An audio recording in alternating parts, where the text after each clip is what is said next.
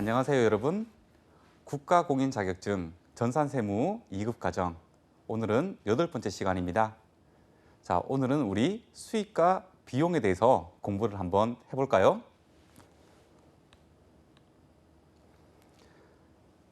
자, 우리 수익과 비용에 대한 개념부터 먼저 잡고 그렇게 시작을 할게요. 자, 우리 수익과 비용은요. 자, 지금 제가 동그라미 쳤는 게 이제 강의의 수익과 강의의 비용인 거예요. 자, 이 강의의 수익은 수익과 차익으로 구분이 되고요. 강의의 비용은 협의의 비용과 차손으로 이렇게 구분을 하고 있습니다. 실질적으로 이 수익과 차익에 대해서 비교하는 문제는 나오지는 않는데요. 우리가 회계학을 공부를 하고 있잖아요. 그러니까 이러한 단어에 대한 구분은 우리가 짚고 넘어가야 될 것 같아요. 자, 협의의 수익은 주된 영업활동과 관련하여 발생하는 것을 이야기합니다. 예를 들어서 매출액 같은 것들이 진짜 수익인 거죠. 자, 두 번째, 차익은요. 주된 영업활동 이외의 거래나 사건으로 발생하는 것입니다. 그러니까 여러분들이 우리 앞 시간에서 많이 배워왔던 유형자산, 처분이익, 유형자산, 처분 손실, 자, 이런 것들이 전부 다 영업의 손익으로 넘어가도록 되어 있거든요. 자, 그런 것들을 우리는 차익이라고 합니다. 이익이 났을 때. 자, 비용은요. 자, 협의의 비용과 차손으로 구분이 돼 있어요. 비용은 주된 영업활동하고 관련된 것이 비용인데요. 예를 들어서 매출원가, 그리고 판관비라고 부르는 이 판매비와 관리비가 우리 협의 비용이라고 생각하면 되겠다. 그죠? 자, 차손은요. 똑같죠? 자, 주된 영업활동 이외의 거래나 사건으로 발생하는 거고, 우리가 손익계산서에서는 유형자산, 처분, 손실이나 이런 것들이 영업의 비용으로 가게끔 돼 있거든요. 그 영업의 비용이 차손이라고 생각을 해 주시면 될 것 같습니다. 자, 이제부터는 조금 중요한 내용들이거든요. 시험에 자주 빈출이 되는 내용들이니까 주의를 기울여서 잘 들어주시길 바랄게요. 자, 우리가 수익을 인식하려면 어떠한 인식 요건들이 있습니다. 그 인식 요건들이 충족을 되었을 때 그때 수익을 인식할 수가 있거든요. 그래서 자, 수익은 다음 조건이 모두 충족될 때 수익으로 인식한다라고 우리 회계 규칙이 있습니다. 자, 우리가 수익을 올리는 방법은 물건을 팔거나 또는 어떤 용역을 제공해서 수익을 올릴 수 있겠다. 그죠? 자, 물건을 팔았을 때 우리는 그걸 제하의 판매라고 합니다.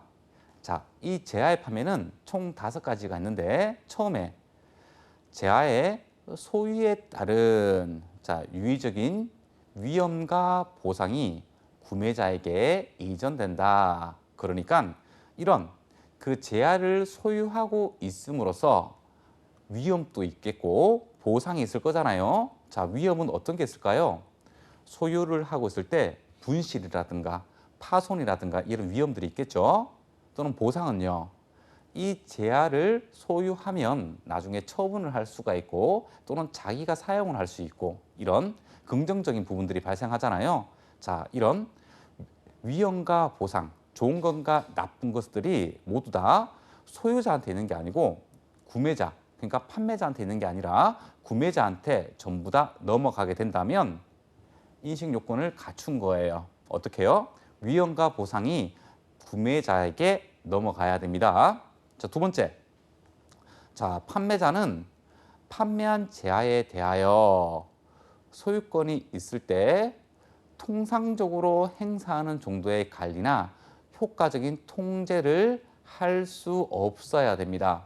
그 말이 뭐냐 하면 제가 판매자 입장인데 구매자한테 물건을 공급을 하고 나서 그 공급한 그 주체가 그 물건을 다시 재팔든 파손을 시키든 제가 통제할 수 없다는 겁니다. 그죠? 왜냐하면 그 제하를 인도하면서 소유권이 넘어갔잖아요. 그러니까 제 통제를 받으면 안 되겠다. 그죠?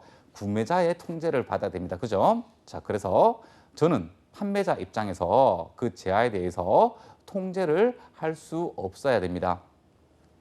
자, 세 번째, 수익 금액을 신뢰성 있게 측정할 수 있어야 됩니다. 그 말이 뭐냐면 물건을 500원에 떼왔어요.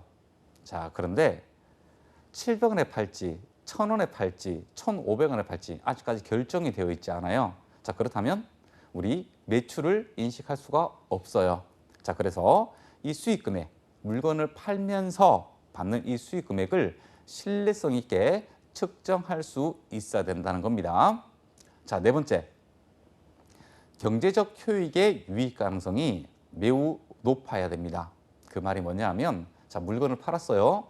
당장 돈을 받지 못한다 하더라도 통상적인 그 기간이 지나거나 하게 되면 우리가 돈을 받을 수 있는 권리를 수취하잖아요. 그죠? 자, 그런 것들을 얘기하는 겁니다. 쉽게 말해서. 그래서 나중에 물건을 팔고 나면 이런 경제적 효익의 유익 가능성, 그러니까 돈이 들어올 가능성이 매우 높아야 된다라는 표현입니다. 다섯 번째, 자, 거래와 관련하여 발생했거나 발생할 원가를 신뢰성 있게 측정할 수 있어야 된다. 자, 이 말은 요 3번하고 대응이 되는 말인데요. 우리가 수익으로 인식을 하기 위해서는 내가 줄 돈, 그러니까 받을 돈도 알아야 되겠지만 실제로 내가 샀을 때 그 원가를 신뢰성 있게 측정할 수 없다면 우리가 수익으로 인식할 수 없다는 말입니다. 자, 그래서 이 1번부터 5번까지 모두 다 충족되어야지 제하의 판매에 대한 수익을 인식할 수가 있습니다. 아주 상식적인 이야기인데 어려운 말들로 풀어놨다, 그죠? 자, 외울까요? 자, 위험과 보상이 넘어가야 한다. 그리고 판매자가 통제를 할 수 있으면 안 된다. 그리고 수익 금액과 원가를 신뢰성 있게 측정할 수 있어야 된다. 그리고 경제적 효익의 유익 가능성이 매우 높아야 된다. 이렇게 5가지 수익 인식 요건을 모두 다 충족을 해야 수익으로 인식할 수 있습니다. 자, 두 번째, 용역을 제공했을 때는 어떻게 수익을 인식을 할까요? 자, 첫 번째, 수익 금액을 신뢰성 있게 측정할 수 있어야 한다. 또 동일한 문구가 왔다, 그죠? 두 번째, 경제적 효익의 유익 가능성이 매우 높아야 된다. 아하, 오케이, 알겠습니다. 세 번째, 진행률을 신뢰성 있게 측정할 수 있어야 됩니다. 이거 뭔 말일까요? 자, 네 번째, 발생한 원가 및 투입해야 할 원가를 신뢰성 있게 측정할 수 있어야 된다. 아하, 문장은 좀 더 길지만 우리 봤다, 그죠? 자, 그래서 이 1번, 2번, 4번은 우리 제하의 판매하고 동일합니다. 그런데 없는 게 뭐가 있을까요? 자, 제하의 판매 요 1, 2번 있죠? 요 1, 2번은 용역의 제공에 없습니다. 자, 그리고 우리 진행률을 측정하는 거 용역의 제공에는 있지만 제하의 판매에는 없는 거예요. 서로 비교할 수 있어야지 문제를 좀 풀기 원활하게 됩니다. 자, 이 진행률이라는 게 뭐냐 하면, 자, 우리 건물을 짓는다 또는 오랫동안 제가 용역을 제공해 가지고 어떤 프로젝트를 완성시켜야 된다. 그럴 때 어느 정도 시간이 소요가 되겠죠. 그 시간의 소요에 따라서 원가도 투입이 될 거예요. 그죠? 그때 이 통상적으로 원가로 우리가 진행률을 측정을 하는데요. 그 진행률, 자, 만약에 공사면 공사 진행률을 신뢰성 있게 측정할 수 있어야지 우리가 또 수익으로 인식할 수 있는 거예요. 왜요? 이 진행률을 산정하지 못하게 되면 수익 금액을 인식하지 못해요. 왜냐하면 계약 금액에다가 진행률을 곱해야지 수익 금액이 되거든요. 그러니까 이 수익 금액은 용역의 제공에서는 이 진행률이 먼저 측정이 돼야지만 수익 금액을 계산할 수가 있는 구조로 되어 있죠. 자, 수익 인식 요건 상당히 중요합니다. 제하의 판매, 용역의 제공 요 두 개의 차이점 명확하게 구분하셨죠? 자, 수익 금액, 원가 측정 가능해야 됩니다. 그리고 경제적 효익, 유익 가능성 높아야 됩니다. 자, 그리고 제하의 판매는 위험과 보상이 넘어가야 되고 통제를 하면 안 됩니다. 용역의 제공은 진행률을 측정할 수 있어야 됩니다. 자, 이제는 원칙적인 우리 수익 인식 요건을 봤다면 그렇다면 우리 실제로 거래 형태별로 언제 수익을 인식해야 되는지 한번 보도록 할게요. 좀 전에 배운 거는 이제 원칙적인 인식 요건이고 지금은 거래 형태별로 언제 수익을 인식해야 되는지를 공부를 하는 겁니다. 자, 일반적인 판매입니다. 일반적인 판매. 요거는 인도하거나 물건을 넘겨주거나 또는 판매한 시점이 수익으로 인식해야 되는 시점입니다. 자, 요거 잘 기억해야 됩니다. 요거 시험 문제 은근히 자주 나와요. 자, 위탁 판매예요. 자, 위탁 판매는 수탁자가 제3자에게 위탁품을 판매한 시점이에요. 자, 요거 설명을 좀 드릴게요. 자, 우리 위탁자가 있고요. 자, 위탁자가 수탁자한테 물건을 좀 팔아달라고 부탁을 했어요. 그리고 이 수탁자는 소비자한테 물건을 팔겠죠. 자, 예를 들어서 우리 땡땡전자가 있고요. 땡땡마트가 있어요. 자, 땡땡전자에서 이 땡땡마트에다가 냉장고 한 대를 팔아달라고 부탁을 했어요. 그러면 이 땡땡마트는 땡땡전자로부터 냉장고를 받아가지고 소비자한테 이렇게 판매를 하겠죠. 자, 이때 이 땡땡전자가 물건을 냉장고를 팔기 위해서 이 수탁자인 땡땡마트로 냉장고를 보낼 텐데요. 이 보낼 때가 수익 인식 시점이 아니라 이 땡땡마트가 소비자한테 실제로 판매했을 때가 그때가 이 땡땡전자의 수익 인식 시점이라는 겁니다. 자, 지금 이 위탁자 기준으로 보고 있는 거예요. 자, 그럼 수탁자는 어떻게 되는 거예요?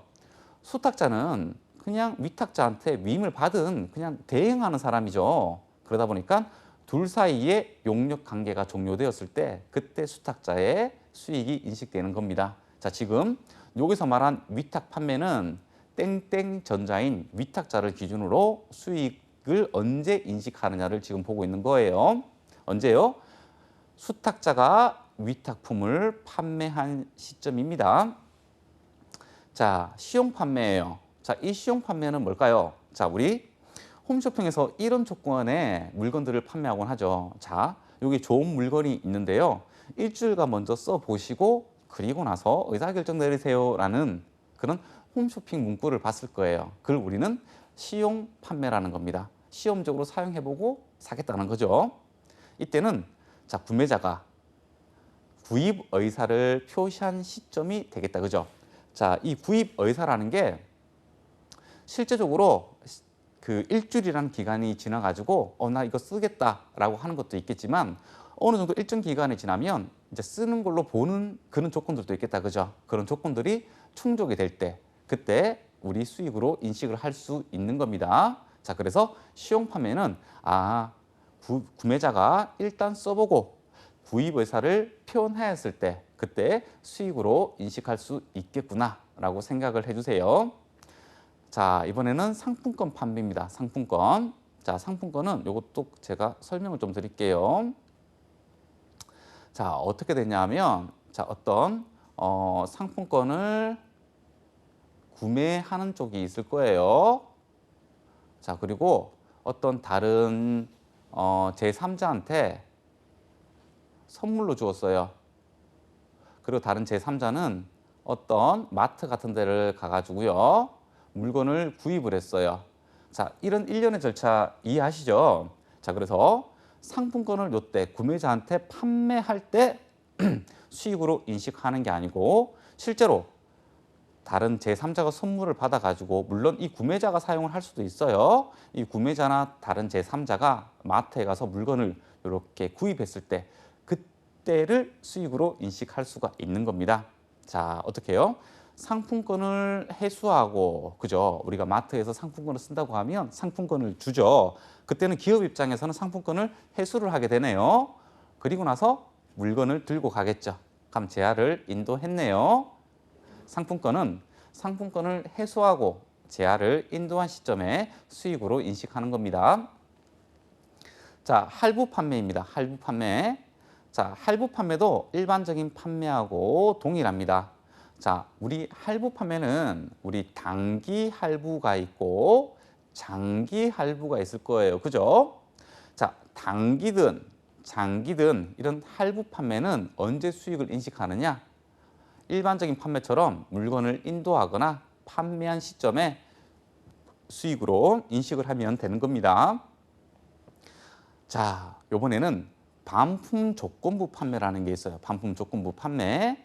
자, 요거 예전 시간에 저하고 한번 살펴봤는데요. 자, 반품률이라는 게 있어요. 반품률. 반품률. 자, 반품률을 신뢰성 있게 추정 가능하면 그때 수익으로 인식을 하라는 겁니다. 아셨죠? 하지만 반품률의 추정이 되지 않으면 그냥 아직까지 재고로 가지고 있어야 되는 거예요.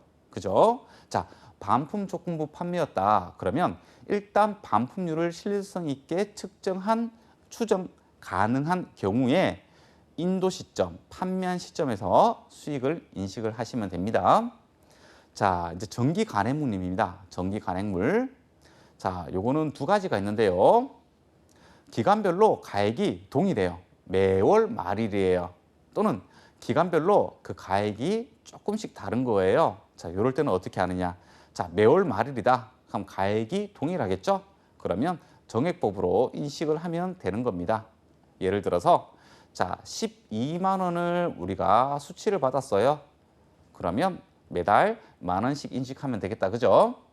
자, 그런데 기간별로 가격이 좀 달라요. 그래서 제가 15만 원을 줬어요. 자, 이럴 때는 15만 원을 나누기 12로 하면 안 되고 총 예상 판매 가액을 품목 가액의 비율로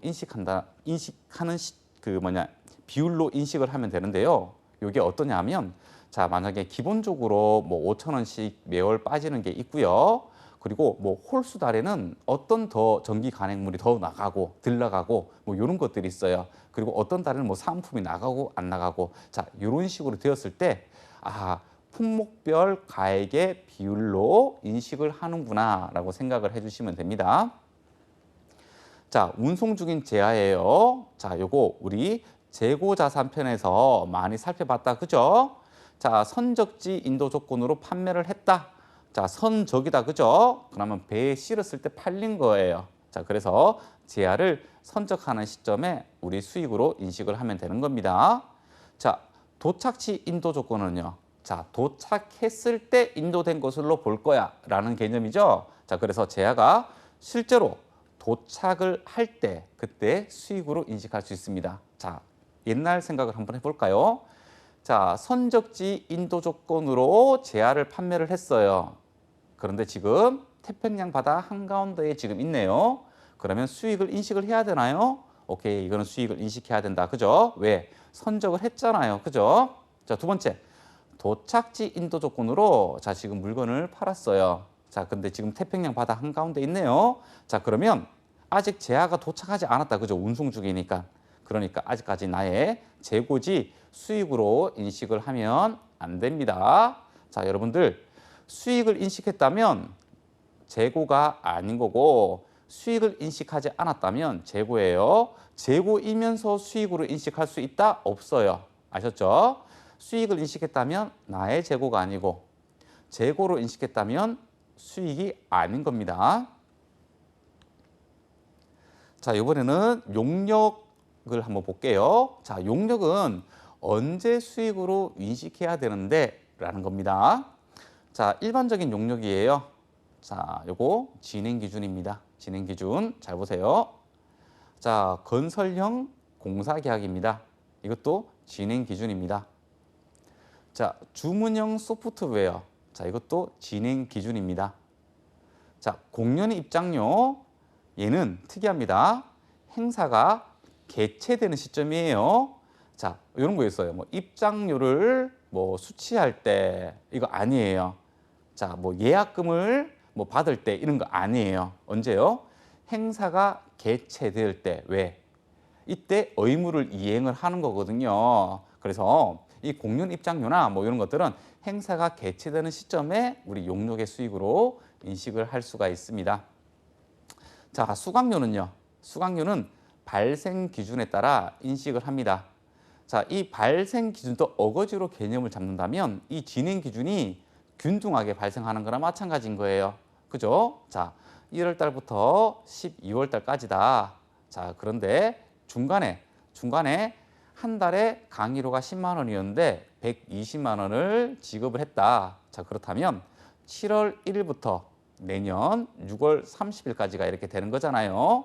자, 맥이 똑같다. 그죠? 자, 그러면 어거지로 따진다면 이 진행 기준으로 했을 때 균등액이라고 생각을 하시면 돼요. 자, 그것을 우리는 발생 기준이라고 이야기하는데요. 발생 기준과 진행 기준은 개념이 완전히 달라요. 이 진행 기준은 투입된 원가로 통상적으로 정하는 거거든요. 이 발생 기준은 그래서 너 몇 달치 강의료를 지불했니? 라고 하는 거죠. 자, 학원 입장에서는 이 수강료를 강의 기간 동안 발생 기준에 따라서 인식하시면 됩니다. 통상적으로 월할로 계산하면 되겠다. 그죠? 자, 이 광고 용역에 대한 수익 인식점은 두 가지가 있어요. 그 주체가 누구냐에 따라서 좀 달라요. 자, 광고 제작사예요. 이 광고 제작사 입장에서는 그 광고를 만들 때 진행 기준으로 인식을 합니다. 수익을. 방송사 입장에서는요. 자, 광고 제작사 광고를 만들었어요. 그리고 방송사한테 넘겨줬어요. 이 방송사는 이제 송출을 할 거예요. 자, 이 방송사는 만들어진 광고에 대해서 대중에게 전달하는 시점에 우리가 수익을 인식을 하는 겁니다. 어떤 건지 알겠죠? 자, 용역의 수익 인식은 원칙적으로는 진행 기준이에요. 자, 그런데 어떤 그 거래 사건별로 조금 다를 수 있다는 점, 이거 기억을 좀 해줬으면 좋겠네요. 자, 수익 인식 기준이 있다면 비용도 인식 기준이 있겠다, 그죠? 자, 비용은 이렇게 인식을 해야 됩니다. 수익 비용 대응 원칙에 따라서요. 수익을 인식한 시점에서 수익과 관련된 비용을 인식하는 겁니다. 자, 이게 원칙입니다. 어떤 원칙요? 수익 비용 대응 원칙이라는 거예요. 비용은 수익 따라가게끔 되어 있습니다. 자, 구체적으로 본다면 비용 인식 기준은 총 3가지로 구분이 됩니다. 첫 번째는요. 관련 수익에 직접적으로 대응하는 겁니다. 이게 어떤 거냐면 자, 직접 대응은 자, 관련 비용이 관련 수익과 직접적인 인과관계를 파악할 수 있는 겁니다. 그래서 비용으로 수익과 직접 대응이 가능한 건데요. 그 예로서 매출원가라는 게 있습니다. 그 말이 뭐냐 하면 자, 제품 자, A를 판매를 했죠. 자, 그러면 이 판매는 수익으로 인식이 될 거예요. 자, 그런데 이 제품 A에 취득원가가 있을 거잖아요. 그게 매출원가가 되겠다. 그죠? 그러니까 제품 A 하나 가지고 수익도 인식이 되고 그리고 매출원가도 인식이 된다. 그죠? 자, 이게 직접 대응이라고 이야기를 합니다. 자, 두 번째는 즉시 비용화하는 그런 비용들이 있어요. 어떤 거냐면 자, 관련 비용이 관련 수익과 직접적인 인과관계를 파악할 수 없는 비용으로서 미래 경제적 효익의 가능성이 불확실한 경우 즉시 비용 처리하는 겁니다. 자, 관련 예를 들어서 우리 판매비와 관리비에 광고 선전비라는 계정이 있죠. 자, 이 광고 선전을 많이 한다고 해서 우리가 수익으로 직접적으로 이 인과관계를 파악할 수 있냐? 아, 이런 거하고는 좀 달라요. 광고를 많이 하면 당연히 매출이 많이 올라가겠죠. 그죠? 근데 이 매출이 이 광고 선전비를 썼다고 해서 그 인과관계 위에처럼 매출액과 매출원가처럼 이런 직접적인 인과관계가 있느냐? 아, 그거 파악할 수는 없는 거예요. 그냥 뭉뚱그려 가지고 아, 광고 선전을 많이 하면 이렇게 매출이 많이 올라가는구나. 이거는 통상적인 것들이잖아요. 자, 그런데 아무리 광고를 한다고 해도 매출이 안 오는 경우들도 있어요. 자, 이게 경제적 효익의 가능성이 불확실한 경우인 거죠. 그죠? 자, 그래서 이런 경우라면 자, 어차피 수익을 올리기 위해서 지출한 비용입니다. 자, 그런데 이런 미래 경제적 효익의 가능성이 불확실하고 하기 때문에 아, 이거 돈 쓸 때 그냥 즉시 비용 처리하자라는 거죠. 자, 세 번째로는 자, 체계적 합리적 방법에 의한 기간 배분입니다. 자, 여러분들 느낌 왔을 거예요. 그죠? 기간 배분이라는 말에. 자, 비용이 관련 수익과 직접적인 관련은 없다. 당해 주출이 일정 기간 동안 수익 창출 활동에 기여하는 것으로 판단되면 그 기간 동안 배분하는 것을 우리는 체계적 합리적 방법에 의한 기간 배분이라고 합니다. 관련 구체적인 예로서 감가상각비 같은 것들이 있거든요. 자, 이 감가상각비 같은 경우에는 감가상각비를 계산할 때 어떻게 했나요? 우리 경제적 내용연수 또는 뭐 추정 내용연수 이런 단어들을 공부를 했잖아요. 자, 얼마만큼 경제적 효익에 기여를 할 건데요 라고 생각할 수 있는 연수가 경제적 내용연수잖아요. 그 경제적 내용연수 동안 우리는 감가상각을 하는 거고요. 자, 그래서 자, 이러한 본사 사옥 같은 것들 수익하고 직접 관련이 없어요. 본사 사옥이 크다고 해가지고 수익이 증대하느냐, 수익이 감소하느냐 모르죠, 그죠? 자, 하지만 이 사옥은 유형자산이고 그리고 이 사옥을 사용함으로써 수익 창출 활동에 기여를 한다는 것은 우리는 알 수 있습니다. 자, 그래서 이런 감가상각비라는 계정 과목으로 우리가 비용 처리를 지금 하고 있는 거죠. 자, 우리가 수익과 비용을 살펴보려면 이 손익계산서에 모든 것들이 다 담아져 있거든요. 자, 손익계산서를 보면서 자, 우리 요 구조 머릿속에 반드시 넣도록 할게요. 자, 손익계산서는 이렇게 생겼어요. 자, 매출액부터 시작을 합니다.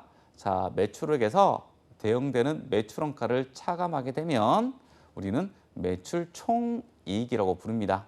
그렇죠?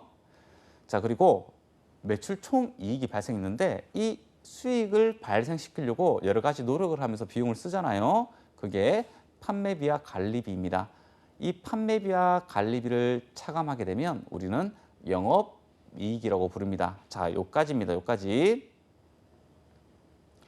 자, 영업이익까지는 다 영업활동을 하면서 발생한 수익과 비용이라는 점 여러분들 느낌이 오죠, 그죠? 자, 이 매출 원가는 이 매출 총 이익을 살펴보기 위해서 하나 더 넣었어요. 자, 매출 원가도 또는 판매비와 관리비도 똑같은 영업 활동에서 발생한 비용들이죠. 성격은 다 똑같아요. 영업 활동에서 발생한 비용이라는 거는요. 그런데 구분이 되어져 있어요. 구분된 이유가 있겠죠. 매출 원가는 직접 대응하는 비용입니다. 판매비와 관리비는 즉시 비용 처리를 해야 되는 것들이나 또는 우리 감가상각비처럼 기간 배분해야 되는 그런 요소들로 포함이 되어 있어요. 성격 자체가 이 매출원가하고 판매비와 관리비는 너무나 차이점이 있습니다. 자, 그래서 구분을 해줘야 됩니다. 자, 이렇게 영업이익이 계산되고 되면요, 우리 차익, 차손이라는 개념을 잡았죠, 그죠? 자, 그럼 영업의 수익과 영업의 비용 이렇게 영업의 비용은 더해주고 영업의 비용은 차감해주고 나면 우리는 법인세 비용 차감 전 순이익이라고 이렇게 부릅니다. 자, 그렇다면 이 법인세 비용 차감 전 순이익에서 법인세를 계산하게 되면 자, 법인세 비용이라는 게 계산될 거예요. 자, 이 법인세 비용을 빼고 나면 이제야 당기 순이익이 됩니다. 자, 그래서 우리가 한 번씩 책을 보게 되면 자, 여기에서 법인세 비용 차감 전 순이익이 아니고 그냥 당기 순이익이라고 표현하는 데가 있고요. 그리고 법인세 비용까지 한 다음에 당기 순이익이라고 하는 데가 있고요. 조금 더 큰 공부를 하는 친구들은 뭐 중단 영업 손익이라든가 뭐 계속 영업이익이라든가 그거를 가감해 가지고 하는 것들이 있거든요.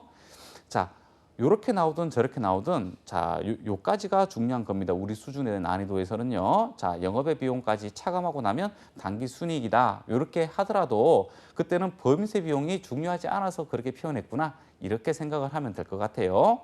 왜 법인세 비용을 차감하지 않고 당기 순이익으로 이야기하느냐. 이렇게 굳이 얘기 안 해도 됩니다. 자, 이렇게 손익계산서 구조를 살펴봤고요. 자, 이제 손익계산서 계정에서 나오는 그 계정들을 하나하나 살펴보려고 합니다. 자, 매출액이에요. 자, 매출액은요. 순 매출액을 의미하는 거예요. 순 매출액. 자, 우리가 통상적으로 매출액 얼마니? 라고 하는 거는요. 그냥 순 매출액을 의미하는 거예요. 자, 이 순 매출액은요. 총 매출액에서 우리 매출 환입이나 매출 애누리나 매출 할인을 차감한 금액입니다. 그게 순 매출액이에요. 자, 매출 환입은 뭐냐 하면요. 매출을 시켰으면 제야가 인도되거나 판매가 되었겠죠. 근데 그 판매된 게 다시 되돌아왔다는 거예요. 자, 매출 나갔죠. 환입 다시 돌아왔다라는 거예요. 그래서 매출액에서 차감을 해줘야 되는 것들입니다. 자, 매출액은 순 매출액을 얘기하는 거예요. 자, 우리끼리 규칙인 거예요. 자, 저 회사 매출액은 얼마니? 라고 했을 때 총 매출액이 아니라 순 매출액인 거예요. 자, 두 번째, 매출액에 직접 대응되는 매출원가입니다. 자, 이 매출원가는 이렇게 구해집니다. 자, 기초 상품에서 단기 상품 매입액을 더한 다음에 기말 상품 재고액을 차감하고 나면 우리는 매출 원가라고 이야기를 합니다. 자, 그런데 여기서 단기 상품 매입액이 있잖아요. 단기 상품 매입액을 우리는 순 매입액이라고 얘기합니다. 순 매입액. 네, 그래서 야, 우리 매입액이 얼마니? 라고 하게 되면 이것도 그냥 순 매입액이라는 거예요. 자, 이 순 매입액 또는 단기 상품 매입액은 총 매입액에서 매입 애누리, 매입 환출, 매입 할인을 차감한 금액을 우리는 단기 상품 매입액 또는 순 매입액이라고 얘기하고 통상적으로 그냥 매입액이라고 이야기를 합니다. 자, 매입 환출은 매입 했으니까 들어왔겠죠. 환출 다시 보냈다라는 말이에요. 그러니까 매입 가격에서 제거를 해줘야 되겠죠. 자, 이 매출원가. 자, 여러분들 기억나는지 모르겠는데요. 재고자산 할 때 우리 이렇게 했었다, 그죠? 자, 우리 요렇게 T 계정을 그려가지고요. 자, 재고자산 계정이 있다면, 자, 작년에 팔리지 않고 남은 재화를 우리는 기초상품이라고 얘기합니다.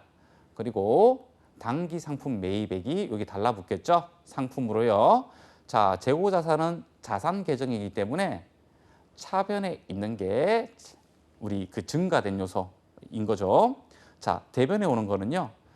제거되는 요소가 들어오겠다. 그죠? 판매가 되거나. 그죠? 자, 그런데 여기가 기말 잔액이 남는 거예요. 대차 차액이 여기 잡히는 거예요. 그죠? 그걸 우리는 기말 상품 재고액이라고 부릅니다.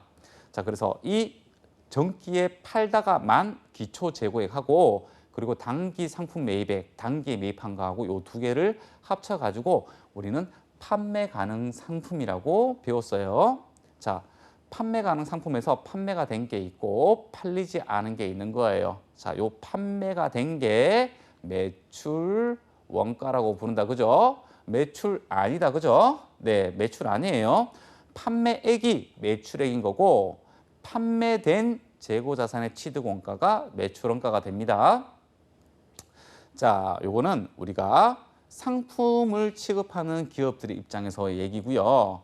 자, 제품을 취급하는 회사들 볼까요? 상품은 이런 거죠. 내가 어떤 상품을 떼와 가지고 조금 더 마진을 얹어 가지고 판매했을 때 그걸 우리는 상품이라고 얘기를 하고요.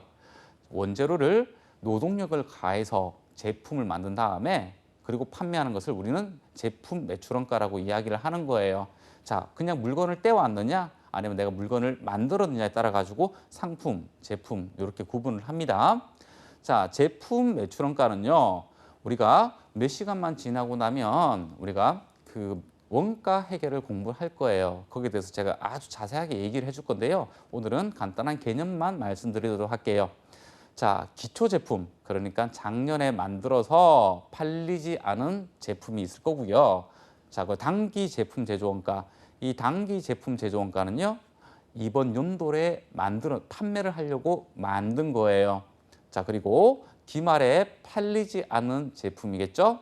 자, 그래서 이 전기에 팔리다만 제품과 단기에 만들었는 제품을 이것도 똑같이 판매 가능 재고가 되겠다. 그죠? 거기에서 안 팔린 거를 빼고 나면 팔린 거다라는 개념이 되는 거예요.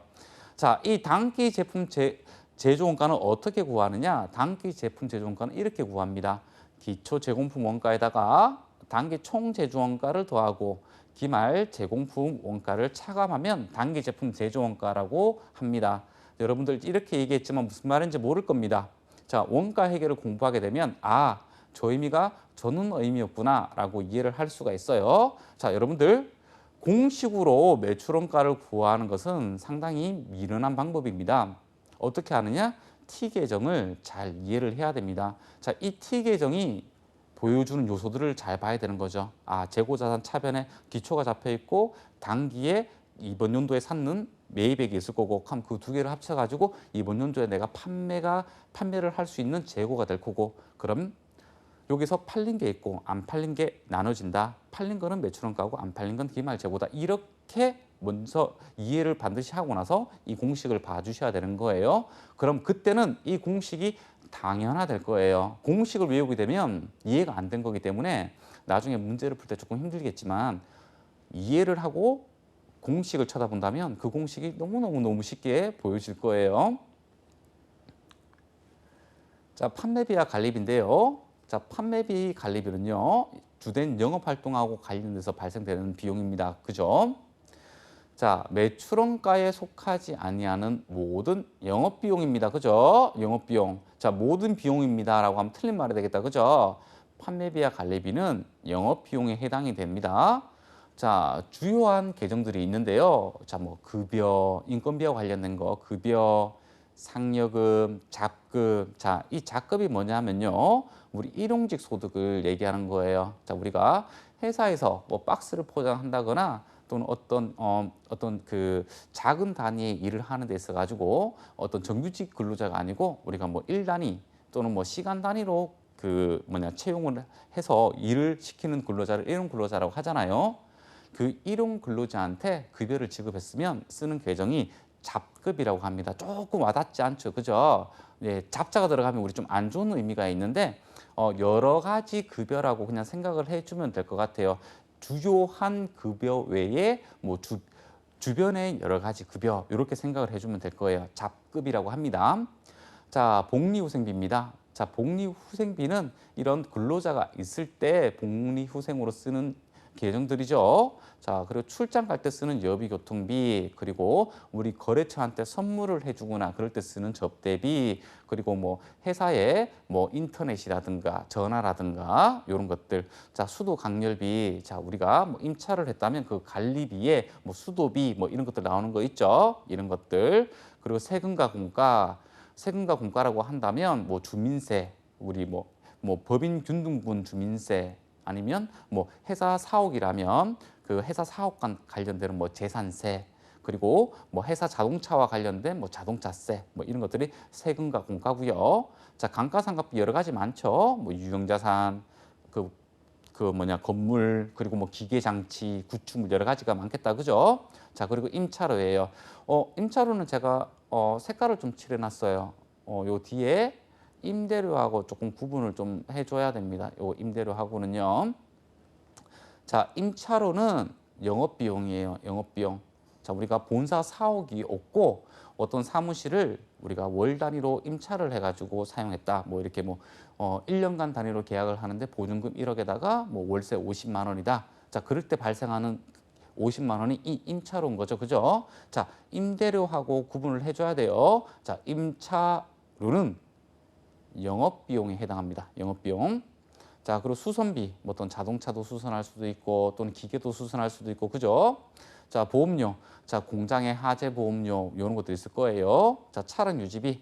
자, 우리 회사에는 트럭도 있고 우리 임직원들이 타는 출장 다닐 때 쓰는 자동차도 있고, 그때 들어가는 톨게이트비 또는 기름 주유비 이런 것들이 들겠다, 그죠? 자, 그리고 이거 오타네요. 오타예요. 이거 경산이 아니고 경상연구개발비네요. 자, 개발 단계에는 왔는데 개발비 요건을 충족하지 못하는 개발비를 우리 경상연구개발비라고 해가지고 비용 처리한다는 거 우리 무형자산편에서 우리 배웠다, 그죠?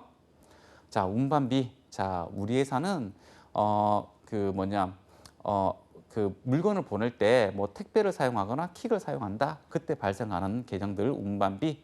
자, 교육훈련비. 자, 우리 직원들을 조금 더 숙련된 노동자로 만들기 위해서 어떤 뭐 대학교도 보내주고 뭐 학원도 보내주고 한대요. 그때 발생하는 비용을 우리는 교육훈련비 이렇게 합니다. 자, 도서 인쇄비.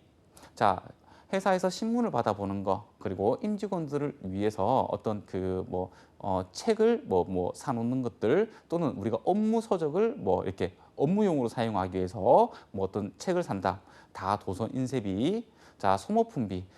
회사에 우리 직원들이 있는데 뭐 책상에 뭐 스탬플러 또는 뭐 지우개 사용하면서 없어지는 것들 있죠. 이런 거 소모품이라고 얘기합니다. 그죠? 그때 자산으로 잡지 않고 비용 처리를 하게 되면 소모품비. 그죠? 자, 수수료 비용. 수수료 비용은 여러 가지 항목으로 많이 쓰여요. 어떤 거냐면 우리가 뭐 그 광고를 이렇게 의뢰를 하는 데 있어 가지고 이렇게 제가 광고사를 찾기가 뭐 해가지고 중간에 어떤 브로커 인원이 뭐 그 광고 회사를 이렇게 그 연결해 줬는데 그 브로커한테 들어가는 비용들, 그렇죠? 여기에 표현되지 않은 비용들 중에서 대체적으로 포괄적으로 쓰는 비용 계정이 그냥 수수료 비용이다라고 생각하시면 돼요. 자, 그리고 광고 선전비. 실제로 광고하는데 들어간 비용들을 얘기하는 거죠. 자, 대손상각비. 자, 우리 기말에 대손 추정률을 추정을 한 다음에 우리 잔액 매출 채권 잔액에다 곱해가지고 대손 충당금을 설정해야 된다는 거 여러분들 배웠습니다. 그때 대손 충당금을 설정할 때 차변에 대손 상각비를 설정을 하고 한다. 그죠? 네, 이 대손 상각비. 자, 대손 충당금 한입. 자, 거꾸로 기말에 우리 보충법이잖아요. 기말에 설정해야 되는 대손 충당금이 3만 원인데 이미 5만 원이 있어요. 그럼 2만 원을 감액시켜 줘야 되겠다. 그죠? 그때 쓰는 계정이 이 한입 계정이에요. 자, 판매비와 관리비의 마이너스 계정이 이거예요. 그럼 결국은 비용이 줄어드니까 수익이 발생한 것처럼 되겠죠. 그죠? 자, 무형자산 이것도 못하네요. 자, 무형자산 상각비입니다. 그죠? 자, 사용하고 있는 무형자산을 상각했을 때 발생하는 비용들. 그리고 잡비. 원인 모르는 잡비. 그러니까 결산을 하다 보면 조그마한 금액들이 맞지 않을 때가 있거든요. 자, 그럴 때 쓰는 계정들이 잡비입니다.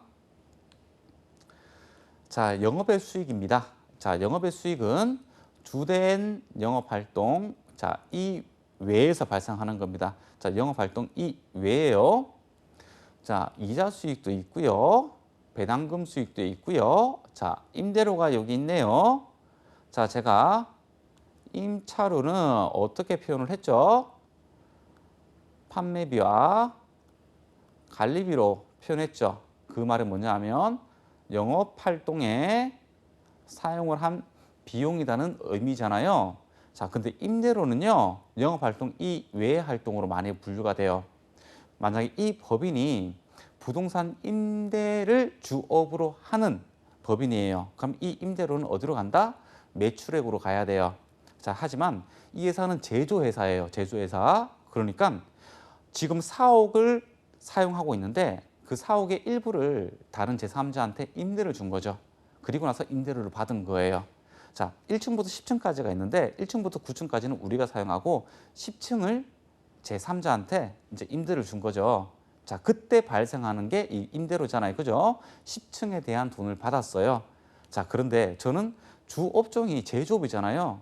그 말은 제품을 만들어서 판매를 할 때 매출이 발생하는 거지 단순하게 부동산을 임대해 가지고 제 주 업종이 될 수는 없어요. 그죠? 자, 그때 이제 임대료를 잡는데 영업의 수익이라는 겁니다. 그죠? 나의 영업 활동하고 관련이 없다는 겁니다. 아, 근데 현실은 조금 다르기는 해요. 나중에 실무에서도 알겠지만 이제 업종 추가를 해가지고 구분 격리하게 되면 이것도 매출로 또 잡고 그렇게 합니다. 자, 그런데 지금은 조금 고전적이고 원칙적인 이야기들만 좀 하도록 하죠. 공부를 먼저 해야 되니까요. 자, 임차료는 어쩔 수 없잖아요. 내가 사업을 하기 위해서 4억이 없는 한은 공간을 임차해야 되잖아요. 그죠? 그러니까 영업활동하고 관련이 돼 있어서 판매비와 관리비로 넘어가는 거고 임대료는 사항에 따라서 다릅니다. 자, 그리고 우리 각종 유가증권의 처분이익, 그리고 중요한 거 단기매매증권 평가이익도 여기 들어가는 겁니다. 하지만 매도 가능 증권 평가이익은 어디 들어간다고요? 그렇죠. 저번 시간에 배운 자본의 기타 포괄 손익 누계액이라는 계정을 사용해야 되겠죠. 매도 가능 증권은 영업의 수익, 그러니까 손익계산서로 넘어올 때는 처분이익, 처분 손실만 들어올 수가 있는 겁니다. 자, 이런 유형자산, 무형자산 처분 이익도 들어오고요. 자, 그리고 외환 차익도 들어오고요. 그리고 기말에 외환을 평가했을 때 한산 이익도 영업의 수익이고요. 그리고 자산 수중이 공짜로 뭔가를 받았을 때, 그리고 누군가가 돈을 빌려주고 돈을 안 갚아도 된다고 할 때, 이런 자산 수중 이익, 채무 면제 이익도 영업의 수익으로 처리를 하고요. 자, 보험금 수익 이런 것들이죠. 자, 우리가 공장의 화재를 대비해서 화재 보험을 가입을 했는데 실제로 공장에 불이 나버렸어요. 그리고 보험회사로부터 화재 보험금을 받았네요. 이 보험금 수익도 영업의 수익입니다. 자, 그리고 정기 오류 수증 이익. 자, 당기 이전에 발생한 오류를 수정을 하면서 발생한 이익이죠. 자, 이것도 영업의 수익입니다. 자, 그리고 자비, 이도 저도 아닌 이익들이 있겠죠. 대책 안 맞는 것들, 자비익이라는 계정을 사용을 합니다. 자, 영업의 비용입니다. 자, 영업의 비용은 똑같죠. 자, 주된 영업활동 이외의 거래나 사건으로 발생하는 비용을 이야기합니다. 자, 이자 비용들, 자, 그리고 기부금, 자, 매출채권 처분 손실, 자, 단기매매증권 평가 손실, 자, 영업의 수익하고 반대다, 그죠? 자, 이런 것들 전부 다 영업의 비용입니다. 자, 그리고 기타의 대손상각비를 좀 살펴봐 주셔야 돼요. 자, 우리 대손상각비는 어디 계정이었어요? 우리 판관비 계정이었다, 그죠? 판매비와 관리비 계정이었잖아요. 근데 똑같은 대손상각비인데 앞에 뭐가 붙었다? 기타가 붙었어요. 기타가 붙으면 우리 그런 거 있잖아요. 그렇게 중요하지 않은 거 아닌가? 라고 하잖아요. 그죠? 예, 맞아요. 자, 우리가 판매비와 관리비에서 인식하는 대손상각비는요, 우리가 매출 채권에 관해서 잡는 거를 얘기하죠. 기타의 대손상각비는 우리 미수금이라든가 뭐 대여금이라든가 이를 여기서 발생하는 상각비를 의미를 하는 겁니다. 자, 그리고 재고자산 감모 손실도 있겠다, 그죠? 우리가 감모도 두 가지가 있잖아요, 그죠? 우리가 정상 감모도 있고 비정상 감모도 있고, 자, 비정상 감모에서 발생한 감모 손실은 우리 영업의 비용으로 처리를 하고 있습니다. 자, 그리고 재해 손실. 자, 재해로 어떤 뭐 기계 장치가 뭐 소실이 되었다, 뭐 이런 것들. 자, 전기 오름 수정 손실. 자, 단기 이전에 발생한 오류를 바로 잡다 보니까 발생한 손실. 자, 그리고 이도 저도 아닌 손실들, 잡손실로 처리를 하고 있습니다. 자, 영업의 비용하고 지금 매출액부터 해가지고 영업의 비용까지 모두 다 살펴봤는데요. 자, 이런 계정들 알고 있으면 회계 처리하거나 안 그러면 문제를 풀 때 상당히 많은 도움이 되니까요. 이런 계정들 암기하는 게 아니고요. 익숙하게 만들어야 되는 거예요. 많은 분계 처리를 하면서 이런 계정들을 머릿속으로 떠올릴 수 있어야 됩니다. 자, 그렇다면 관련 문제를 몇 문제 풀어보도록 할게요. 자, 1번. 자, 다음 기업회계 기준에서 제하의 판매네요. 그죠? 자, 제하의 판매로 인한 수익을 인식하기 위하여 충족돼야 하는 조건이 아닌 것은 그러네요. 자, 1번. 제하의 소유에 따른 위험과 효익. 이 효익이 보상입니다. 그죠? 좋은 의미잖아요. 익자는 대부분 구매자에게 이전됩니다. 그죠? 자, 2번. 판매자는 판매한 제하에 대하여 소유권이 있을 때 통상적으로 행사하는 정도의 관리나 효과적인 통제를 어떻게 한다고요? 하면 안 되겠죠. 그죠? 3번. 수익 금액을 신뢰성 있게 측정할 수 있으며 맞네요. 자, 수익 금액이 판매자에게 이전되어야 합니다. 틀렸습니다. 그죠? 왜냐하면 이런 말 없었어요. 그죠? 4번. 경제적 효익의 유익 가능성이 매우 높아야 된다. 자, 요 말도 있다. 그죠? 자, 한번 살펴볼까요? 자, 요거 중요합니다. 그죠? 그래서 제가 계속 얘기하는 거예요. 자, 첫 번째, 수익금의 원가 신뢰성 있게 측정 가능해야 됩니다. 그죠? 그리고 경제적 효익 유익 가능성 매우 높아야 됩니다. 그죠? 그리고 위험과 보상 넘어가야 됩니다. 통제할 수 없어야 됩니다. 자, 근데 그 어디에서도 수익 금액이 판매자한테 이전되어야 된다는 말은 없네요. 그죠? 실제로 판매자에게 돈이 들어오고 들어오지 않은 것은 중요하지 않습니다. 가득 요금만 채운다면 우리가 이미 그 받아야 되는 그 채권에 대한 그런 효력이 발생하는 거기 때문에 반드시 받아야지만 수익으로 인식해야 되는 것은 아닙니다. 자, 2번 문제네요. 자, 2번. 자, 기업회계 기준상 요번에도 제하의 판매로 인해서 수익을 인식하기 위한 조건 또는 요건입니다. 그죠? 자, 올바르지 못한 것은 1년에 2번씩은 문제가 나오는 것 같은데요. 자, 1번. 제하의 소에 따른 위험과 효익이 대부분 구매자에게 이전된다. 이견 없다. 그죠? 여러분들. 자, 2번. 수익 금액을 신뢰성 있게 측정할 수 있다. 맞아요. 3번. 수익 금액을 판매일로부터 1개월 내에 획득할 수 있어야 한다. 이제 틀렸다라는 것을 알 수가 있어요. 그죠? 자, 네 번째. 거래와 관련하여 발생했거나 발생할 거래 원가, 관련 비용을 신뢰성 있게 측정할 수 있어야 된다. 그죠? 제가 제일 먼저 말씀드린 게 이거잖아요. 수익 금액 측정 가능해야 되고, 그리고 원가 측정 가능해야 된다. 그죠? 자, 3번 문제 풀어보도록 합시다.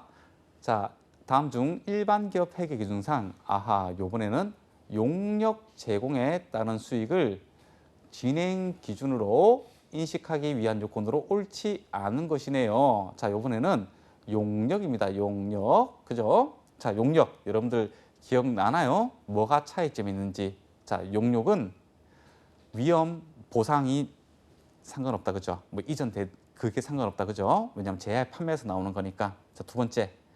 통제하는 요건도 용역하고는 관계가 없다. 자, 기억나죠? 그런데 용역은 특이하게 제약 판매 인식 요건하고 다른 점이 하나 있어요. 그죠? 딱 용역 하나만 있는데요. 자, 진행률이다. 그죠? 진행률을 신뢰성 있게 측정 가능해야 됩니다. 그죠? 자, 1번. 제하의 소유에 따른 유의적, 이거는 일단 틀렸어요. 왜요? 자, 지금 용역에 따른 수익 진행 기준을 인식하기 위한 요건을 묻고 있는데 제하가 나와버렸어요. 그러니까 일단은 무조건 틀렸어요. 이거는요. 네, 이거는 제하를 판매를 했을 때 수익 인식 요건이잖아요. 두 번째, 자, 경제적 수익 유익 가능성 매우 높을 것.